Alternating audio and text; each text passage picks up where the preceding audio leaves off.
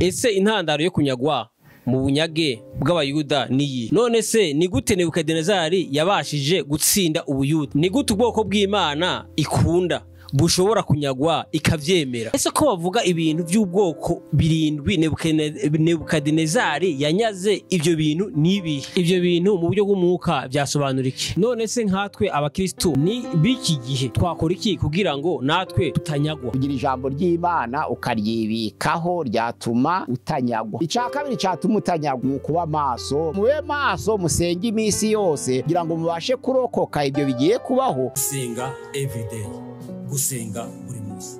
Nusenga uzanesha. Nunanigwa gusenga uzaneshwa. Senga. Kakwihebura kandi reka kurira. Yayindi yatura rataro nijyanyene. Reka kwihebura kandi reka kurira. Yayindi yahungana ana nijyanyene nijya.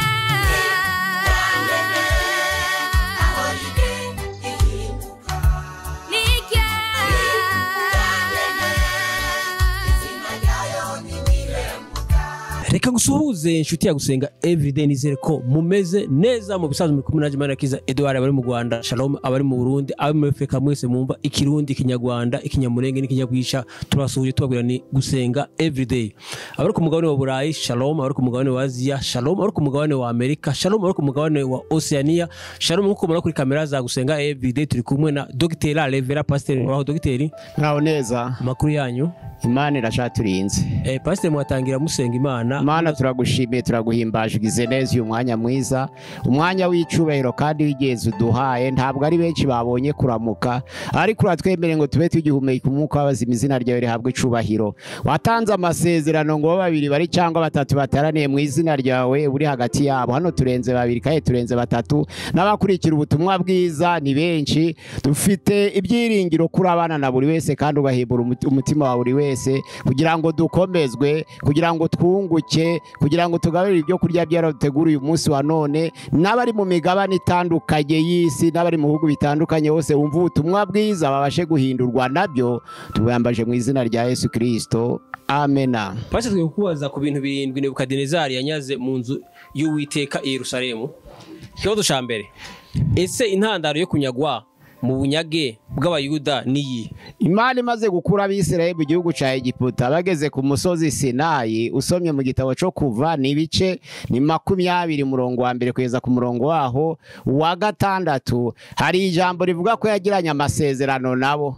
Ijambo ry'Imana riravuga ngo Nduwiteka Imana yawe yagukiye mu gihugu ca Egiputa, igihugu c'uburetwa. Ntukagire izindi mana mu maso yanjye, ntukiremere igishushanyo kibajwe cyangwa igisa n'ishusho yose iri hejuru mu ijuru cyangwa hasi ku butaka cyangwa mu mazi yove ubutaka. Ntukabyikubite imbere, kuko Uwiteka Imana yawe ndi Imana ifuha. Mpora abana gukiranirwa kwa base, nkageza kubuzukuruza n'ubuvivi bw'abanyanga, nkababarira abankunda bitondera amategeko yanjye, nkageza kubuzukuruza babo bibihe igihumbi. Imana yari imaze kugirana amasezerano rero n'ubwoko bwayo, ariko nyuma baratambikira. Usomye Ingoma ya kabiri ibice 36 guturuka mu murongo wa 14 kugera kuri 21, havuga ukunda bitandukanije n'Imana yabo, bagatangira gushoka ibigirwamana, bagashaka izindi mana, bakaziramya mu maso y'Uwiteka Imana. Rero nk'igihano ni ingaruka y'ibyaha bakoze kubwo gushaka izindi mana bagasenga ibigirwamana.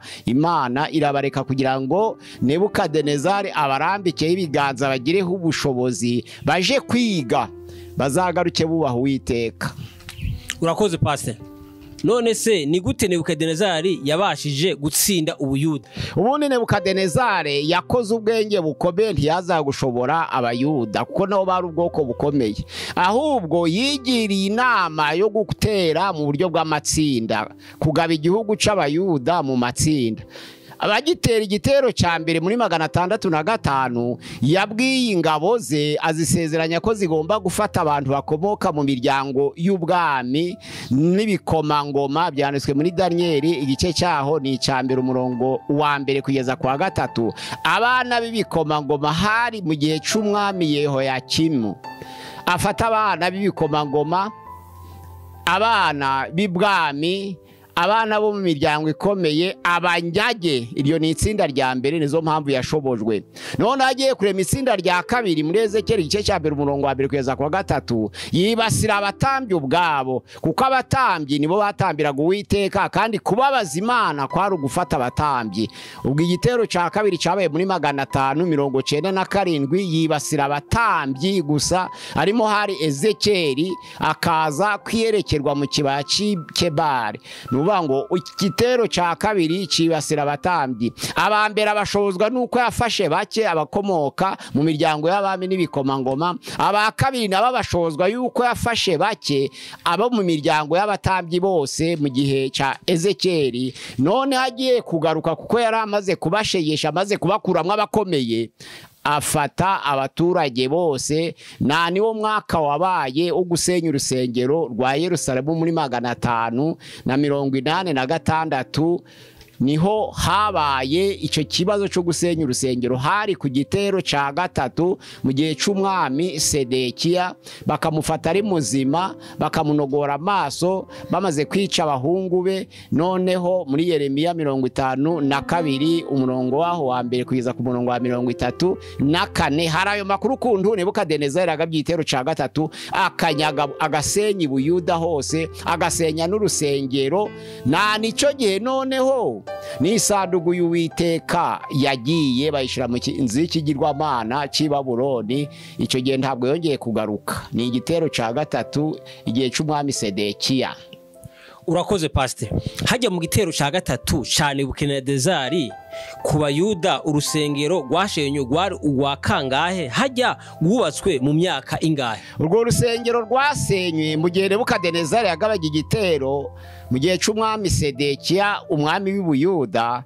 Ni ukuvuga ngo yasenye urusengero rwari urwa mbere rwubatswe na Nebukadinezari. Ku ijambo ry'Imana riravuga, usomye mu Bami ba mbere igice cya 6 umurongo wa 1 kugeza ku murongo wa 38, havuga ukuntu urusengero rwubatswe. Havuga ko mu mwaka wa 4 wo ku ngoma y'umwami Salomo, aho urusengero rwatangiye kubakwa rukaza kuzura mu mwaka wa 11 wo ku ngoma y'umwami Salomo. Nuvuga ngo kuva ku mwaka wa 4 kugeza ku mwaka wa 11 ni imyaka 7. Ariko usomye neza ku murongo wa 1 n'uwa 37 havuga mu kwezi kwa Zivu, ariko kwa kabiri urusengero rutangira kubakwa. Noneho mu kwezi kwa Bura, ariko kwa 8 ruruzura. Bisobanura ngo yari imyaka 7 n'igice rwubatswe. Rwari urwa mbere rwubatswe imyaka 7 n'igice. Urakoze Pastor. Ni gute ubwoko bw'Imana ikunda bushobora kunyagwa ikavyemera? Bwaranyazwe irabyemera kubw'impamvu zitandukanye, ariko izikurikira z'ingezi nizi.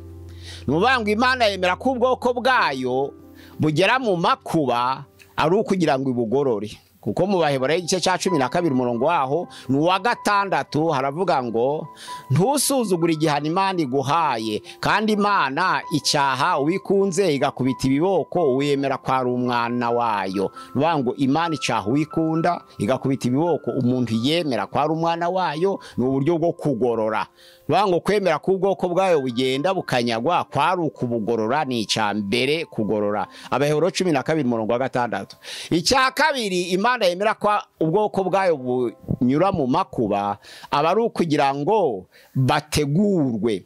Kuko hari igihe bashobora kunyura guhura n'akaga bataranyuze mu makuba ngo bimenyereze, bakananirwa kwihangana. Ariko aba ari ukugira ngo bategurwe, kugira ngo nibahura n'amakuba rutayo nayo babashe kuyihanganira. Hariya mu Bakorinto ba kabiri igice cya 12 umurongo wa 7 harabangwa, ariko kugira ngo nta kwishira hejuru kuruta ibirenzi bikwiriye, nibyo nayishuriye n'umwami wanje, mpabwa igishakwe cyo mu mubiri ayo ntumwa ya Satani yo kunkubita ibipfunsi. Kuri ibyo kugira ngo ntishira hejuru ku birenze bikwiriye, ariko ninginga umwami wanje gatatu kugira ngo icyo gishakwe kimvemo, ariko arampakanira ngo ubuntu bwanje buraguhagije, kuko aho intege nke zawe ziri ari imbaraga zanje zuzura. Nuvuga ngo Imana yemera ko ubwoko bwayo bunyura mu makuba kugira ngo ibutegure, kuko iteganya ko bashobora kuzahura n'andi makuba arutayo turi ku isi, bakabona uko bashobora kuhangana nayo. Ni inyigisho, ni isomo. Ikindi kintu cya gatatu cyemera ko Imana yemera ko ubwoko bwayo bunyura mu makuba, aba ari ukugira ngo bubake ubuhamya, bazabashe guhimbaza izina ryayo, bazavuga imirimo ikomeye. Bishobora kuba gutuma bahimbaza Imana, barata imirimo ikomeye y'Uwiteka, bavuga ibigwi bye, noneho bakabonamo n'ubuhamya iyo bemeye kurengana bazira ijambo ry'Imana no guhamya kwa Yesu. Hariya mu byakozwe n'intumwa igice cya 9 umurongo wa 15 kugeza ku wa 16, babwira Ananiya ngo aje kurambika ibiganza kuri Sawuli ari mu nzu ya Yuda, yaravuze ngo uwo muntu arazwi, ngo afite n'ubutwari no kuko ahabwa inzandiko n'abatambyi, ariko ijambo Uwiteka ari ryo nitawe. Yashubije aravuga ngo genda, uwo ni igikoresho cyanjye nitoranirije kugira ngo yogeze izina ryanjye, ariko mubwire ngo nawe azarenganwa kubera itorero. Ni ukuvuga ngo ni igikoresho ndamwitoranirije, kandi ni ukugira ngo yogeze izina ryanjye, kandi umwishure ko azarengana kubera ijambo ryanjye, kubera kumpamya, kubera kumvuga.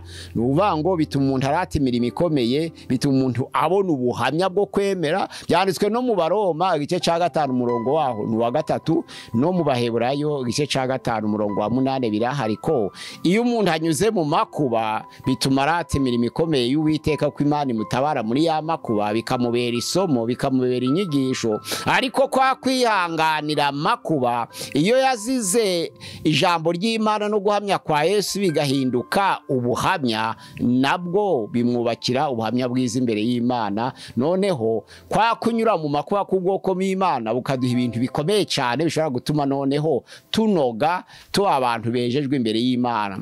Ku dukosora ni ukuvuga ngo hari ukukosora cyangwa se gutegura, noneho rero hakaba no kuyobora, hakaba no kubaka ubuhamya. Ni ibintu byinshi, ariko ni by'Imana ituma ubwoko bwo bunyura mu kaga. Ni ugutegura, ni ukugorora, noneho ni ukubaka ubuhamya no kurata imirimo ikomeye n'ibigwi by'Uwiteka. Urakoze Pastor. Ese ko bavuga ibintu by'ubwoko 7 Nebukadinezari yanyaze, ibyo bintu nibi? Ntabwo yanyaze 7 gusa, ahubwo yanyaze byinshi, ariko bifite ubusobanuro mu buryo bw'umwuka byabonetsemo ni 7. Byari byinshi, ariko icy'ingenzi kibonekamo ni uko yanyaze zahabu. Icya kabiri kibonekamo ni uko yanyaze umuringa. Icya gatatu kibonekamo ni uko yanyaze igikarabiro. Icya kane kibonekamo ni uko yakuyemo inkingi. Icya gatanu kibonekamo ni uko yambuye urushundura. Icya gatandatu kibonekamo ni uko yakuyemo icotero. Icya karindwi kibonekamo ni uko yajanye amakomamanga. Byose byari bifite ubusobanuro mu buryo bw'umwuka uko ari 7. Naho umubare w'ibyo yanyaze ntabwo byagiraga umubare, byari byinshi cyane. Biriya bikoresho by'Uwiteka by'izahabu birimo na bya bindi Berushazari yanakoresheje umunsi mukuru, noneho akabisangiza inshoreke ze, abagaragu be, ibikomangoma bye, yakoresheje umunsi mukuru, noneho agasinda ibikombe se yatinya kwe mu nzu y'Uwiteka, nabyo akabikoresha, akaza guhura n'ingaruka yabyo. Noneho rero ibi bintu ko ari 7 nibyo bifite ubusobanuro bwiza mu buryo bw'umwuka, byadufasha nkatwe itorero. Ibyo bintu mu buryo bw'umwuka byasobanura iki? Iyo bavuga izahabu babuze ubwami. Abanyabwenge 3 aribo uwitwa Baritazari, Gaspari na Melchioro, ubwo bari bikoreye imitwaro bayobowe n'inyenyeri bagiye kureba umwami Yesu yavutse, ijambo ry'Imana Matayo 2 uturutse ku murongo waho wa 9 kwa 11, bamusanze mu nzu, barapfukama baramuramya, bamutura amaturo y'izahabu n'icome n'ishangi. nukuvuga ngo iyo bakunyaza izahabu bakunyaza ubwami. Noneho icyo gihe icome cyashushanyaga amasengesho no kwera, noneho ishange ryasobanuraga kuramya. Noneho rero izahabu, ukunyaza izahabu abagukuye mu bwami. Icya kabiri noneho cy'umuringa ni ubudahangarwa Imana yari yarambitse ubwoko bwayo bw'Abayuda. Ubudahangarwa yamaze kubaka ubwami abakuramo ubudahangarwa. Muri cya gihe amaze kunyaga abana b'ibikomangoma mu gihe cyo kubagaburira, no mu gihe cyo kubigisha babacisha mu shuri, no mu gihe cyo kubita amazina, icyo gihe yabasosoyemo n'ikintu cyitwaga ubudahangarwa. Noneho rero hakaza icya gatatu cy'igikarabiro. Kwegera Uwiteka bisaba kugira ngo wihane. Kwegera Uwiteka kugira ngo wezwe, abakuramo kwera kw'Imana kwari mu bwoko bwa Isirayeli, akubakuramo. Icya kane cyari inkingi. Inkingi noneho ni amategeko y'Imana, kandi amategeko yari alliance, ni ukuvuga ngo isezerano ry'Imana hagati y'ubwoko bwayo bw'Abayuda n'abakuye mu gihugu ca Egiputa, mu gihugu c'uburetwa. Ngaya amategeko noneho, kandi ayo mategeko 10 yabaga yanditswe ku bisate by'amabuye, byabaga hera cyane. Ayo mategeko rero, itegeko rya mbere uvuga ngo ntukagire izindi mana mu maso yanjye. Itegeko rya kabiri ngo ntukiremere igishushanyo kibajwe, cyangwa igisa n'ishusho yose iri hejuru mu ijuru, cyangwa hasi ku butaka, cyangwa mu mazi yo hepfo y'ubutaka. Ntukabyikubitemere kuko Uwiteka Imana yawe ndibana ifura, kandi mpora abana gukiranirwa kwa base, nkageza kubuzukuruza n'ubuvivi bw'abanyanga, nkababarira abankunda bitondera amategeko yanjye, nkageza kubuzukuruza babo bibihe 1000. Noneho itegeko rya gatatu ryaravuga ngo ntukavugire ubusa izina ry'Uwiteka Imana yawe, kuko Uwiteka atazamubara nk'utacumuye uvugiye ubusa izina rye. Itegeko rya kane riravuga ngo wibuke kweza umunsi w'isabato, mu minsi 6 ujye ukora, ari ukoramo imirimo yawe yose, ariko akarindwi ariyo sabato y'Uwiteka Imana yawe ntukagire umurimo wose ukora, wowe ubwawe cyangwa umuhungu wawe cyangwa umukobwa wawe cyangwa umugaragu wawe cyangwa itungo cyawe cyangwa undi munyamahanga wawe wese ucumbitsi wawe, kuko mu minsi 6 niho Uwiteka Imana yarebye ijuru n'isi n'ibirimo byose, aruhuka kwa karindwi. Nico cyatumye Uwiteka umugisha umunsi w'isabato akaweza. Itegeko rya gatanu riravuga ngo ube so na nyoko Uwiteka Imana yawe, kugira ngo uramure mu gihugu c'Uwiteka Imana yawe iguha. Itegeko rya gatandatu ntukice. Irya karindwi ntugasambane. Irya munane ntukibe. Irya 9 ntugashinje mugenzi wawe inyoma. Irya 10 ntukifuze umugore wa mugenzi wawe, ntukifuze inzu ya mugenzi wawe, ntukifuze cyangwa inka ye cyangwa umugaragu we cyangwa umuja we cyangwa itungo rye cyangwa ikindi kintu cyose cya mugenzi yawe. Aya mategeko 10 niyo yari inkingi, kuko ari mu ihema ry'ibonaniro ku bisate by'amabuye hari ibintu bitatu. Hari urwabya rurimo manu, hakabisate by'amabuye. Amategeko 10 hariho hari isanduku y'isezerano, iruhande rwaho haba igicotero cyacuzwe mu izahabu. Noneho inkingi ni amategeko yahuzaga Imana n'ubwoko bwa Isirayeli, arabinyaga kuko yasenye urusengero. Noneho ahera cyane ntiyongera kuboneka, kandi noneho yasanduku iragenda ntiyongera kugaruka. Mu gitero ca gatatu ntabwo isanduku yagarutse, yarayijanyashura mu nzu y'ikigirwamana c'i Babuloni, ihera burundu. Bari gutahuka igihe ca Nehemiya ntabwo bagaruye isanduku. N'igihe ca Ezira n'igihe ca Zerubabeli, ibyo byicuru kwari bitatu, cabi ca Zerubabeli, cabi ca Ezira, cabi cazanye na Nehemiya, ntabagaruye isanduku y'isezerano. Yagiye ico gihe muri 586 n'isanduku yabuze irengero. Ubwo noneho ni inkingi. Noneho nyuma y'inkingi ariyo iza ya kane, inshundura. Bari barahamagariwe kuba ubwoko bw'Imana no kwamamaza izina ryayo mu mahanga yose, bararangara. Akenshi kiri muri bimwe byatumaga Imana yembera ko banyarwa, kuko bari barahamagariwe kumurikira isi nk'abatambyi b'ubwami, nk'uko isezerano ryayo rivuga mu Kuva igice ca 19 ku murongo waho wa 10 wa 5 n'uwa 6 bavuga ngo ni munyumvira mukumvira amategeko yanje, muzambera amaronko, nanje ni Imana yanyu kandi mbatoranije mu mahanga yose kuko isi yose ari yanje. Bagombye kwamamaza kuko bari bahindutse abatambyi b'ubwami bakamenyekanisha Imana ku isi. Aho kumenyekanisha Imana ku isi ubwo abanyamahanga kabiri bamenyekanisha Imana zabo baratsindwa, ntibashobora kuzuza inshingano yo kwimenyekanisha ku isi no mu mahanga yose. Ariko ryari isezerano, nico cashushanyaga urushundura burya kurushira aho ngaho kugira ngo rushushanye ko bari bashinzwe kuroba abanyamahanga bakabahindura Abisirayeli bakabigisha amategeko y'Imana. Ariko malheureusement abanyamahanga barabaroba ahubwo babigisha Imana zabo. Noneho icya gatandatu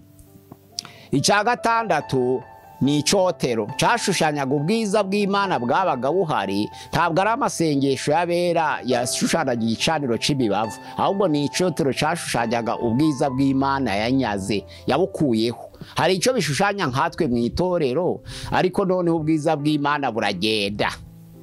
None icakarindwa amakomamanga niyo yarahagarariye umutsima w'ubugingo cyangwa umutsima wo mu ijuru, ariyo ibyo kurya by'ubugingo. Nico byashushanyaga, byari bishushanya nk'amanu bariye bari mu butayu. Noneho Imana ikabagaburira buri munsi, ikabagerera ibyo kurya byabo bya buri munsi.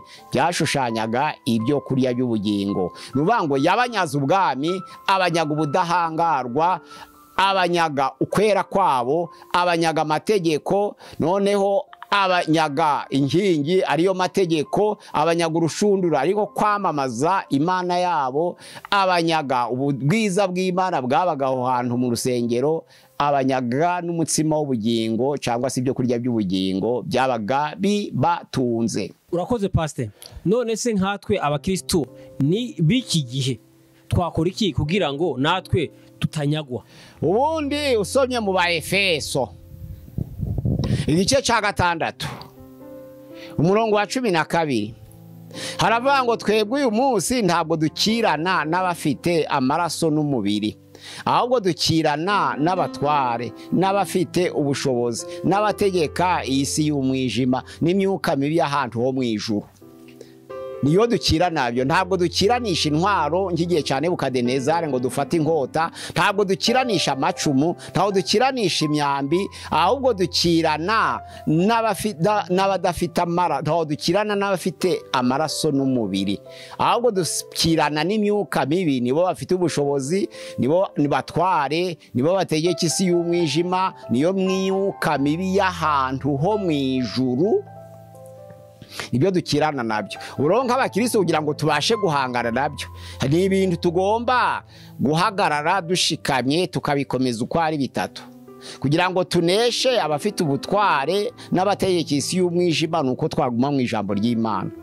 Yesu yabwiye abayuda bamwizeye muri Yohana igice cyaho ni icya 8 umurongo wa 31 kugeza 32. Yesu abwira abayuda bamwizeye ati, nimuguma mu ijambo ryanje muzaba bigishwa banje nyakuri, namwe muzamenya ukuri kandi ukuri niko kuzababatura. Ijambo ry'Imana rero rituma umuntu akomera agashikama kugira ngo atanyagwa. Ni ikintu cyatuma utanyagwa. Kandi usomye Yohana igice cya 6 umurongo wa 63 havuga ngo iryo jambo ry'Imana naryo niwo mwuka.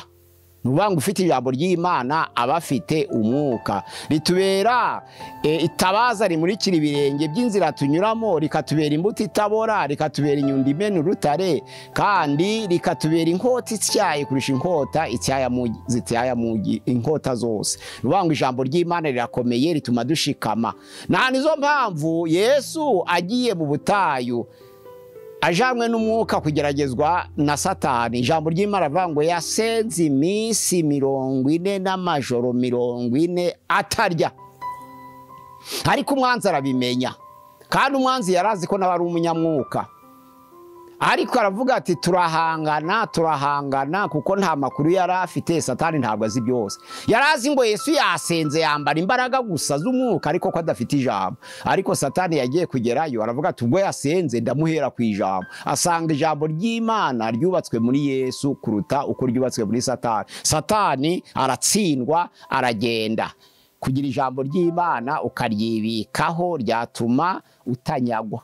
icya kabiri cyatuma utanyagwa ni ukuba maso muri Luka igice cya 21 umurongo wa 36 haravuga ngo mube maso, nuko mube maso musenge iminsi yose kugira ngo mubashe kurokoka ibyo bigiye kubaho no guhagarara imbere y'umwana w'umuntu mudatsinzwe. Nuvuga ngo kuba maso ni ugusenga ubudasiba nk'uko mu Batesalonike ba mbere igice cya 15 umurongo wa 17 bavuga ngo musenge ubudasiba. Mube maso, nuko rero mube maso musenge iminsi yose kugira ngo mubashe guhagarara mudatsinzwe, mubashe gushikama kugeza igihe Yesu azagarukira.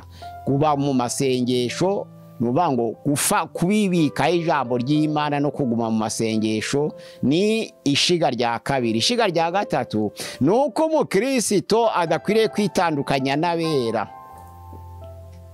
Igihe cyose mu Baheburayo harabivuga igice 10 umurongo wa 25 ngo bene data ntimwirengagize guterana kwera nk'uko bamwe babigenza bakabyirengagiza. Kandi guterana kwera ni ingenzi kuko igihe abantu bateranye, abantu bateranira kuramya, abantu bateranira gukeburana, abantu bateranira gufashanya. Hariya rero niba abantu bateraniye gukeburana niho umuntu areba mugenzi we akamwibutsa hari intege nke ze akamurokora. Mu Bagalatiya igice cya 6 umurongo wa 1 haravuga ngo bene data niba mwene so yadutsweho n'icyaha mwebwe nk'ab'umwuka mumugaruze umwuka w'ubugwaneza kandi mutinya kugira ngo buri wese namwe muri mwe hatagira ushukwa. Mugaruze uwo muntu nk'ab'umwuka umwuka w'ubugwaneza kandi mwirinda kugira ngo n'undi wese adashukwa. Nuvuga ngo icya mbere kuguma mu ijambo ry'Imana, icya kabiri kuguma mu masengesho, icya gatatu guterana kwera kugira ngo umuntu abone gukeburwa kuvuye kuri bagenzi be, tukaramya tugakeburana tugafashanya. Nicyo kitujana mu rusengero. Ubundi inshingano ikomeye itujana ku rusengero nta ari ukuririmba, ntabwo ari ukubwiriza, ntabwo ari ukukora ibindi, ahubwo ikintu kitujana nuko iyo abantu bari kuramya bari kumwe binezeza Imana, iyo abantu bari gukeburana barakomera, iyo abantu bari gufashanya bamenya abakene bari hagati yabo, nibyo binezeza Imana.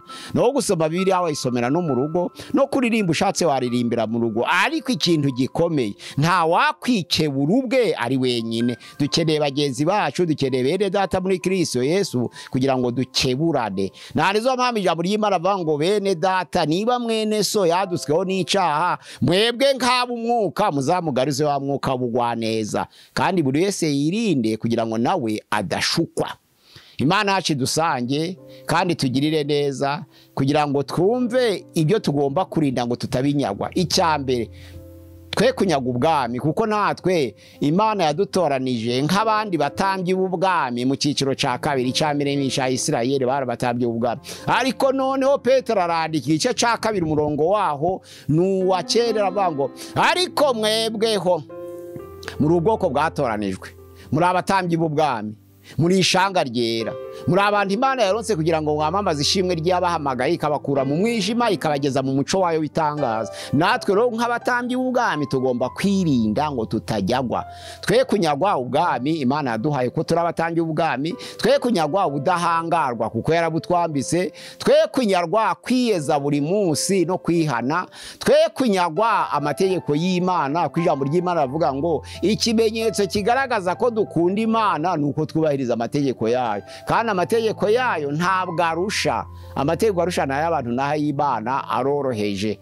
Noneho icya gatanu tukwiriye kwamamaza yaduhamagaye tuvuga ishimwe, tuyimenyekanisha mu mahanga yose, twuzuza n'inshingano ikomeye ariyo la grande commission.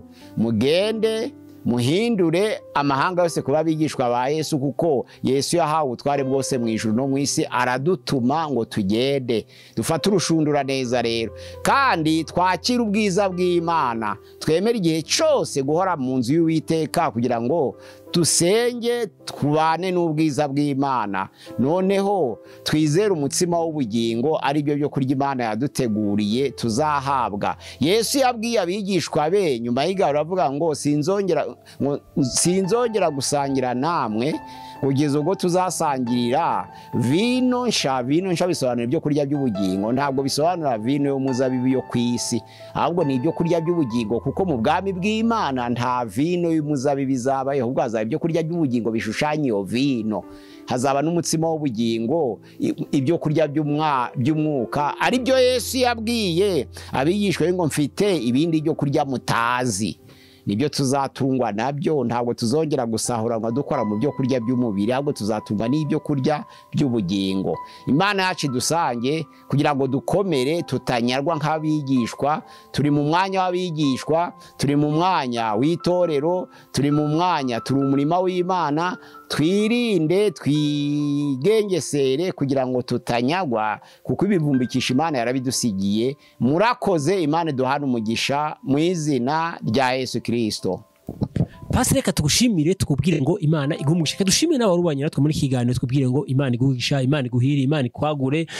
Kandi ushobora kuba ubwa mbere ugeze kuri Gusenga Everyday, tugusaba gukanda subscribe cyangwa gukora sabone kugira ngo uzaze ubone ibiganiro byacu. Kandi tugusaba nurangiza kumva kino kiganiro, izi nyigisho uzisharinge, uziparitaje, uzihe inshuti yawe, uzadufashije kwamamaza ubutumwa bwiza. Pastor, sinzi ko ari ikindi wakongeraho kuri channel ya Gusenga Everyday. kubadukurikira murakoze.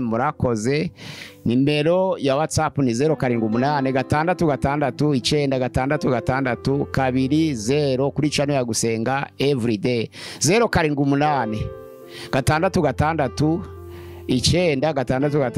0786969620. Murakoze kudukurikira. Imana iduhana umugisha. murakoze cyane. Gana ubutaha. Shalom. Shalom. Gusenga Everyday.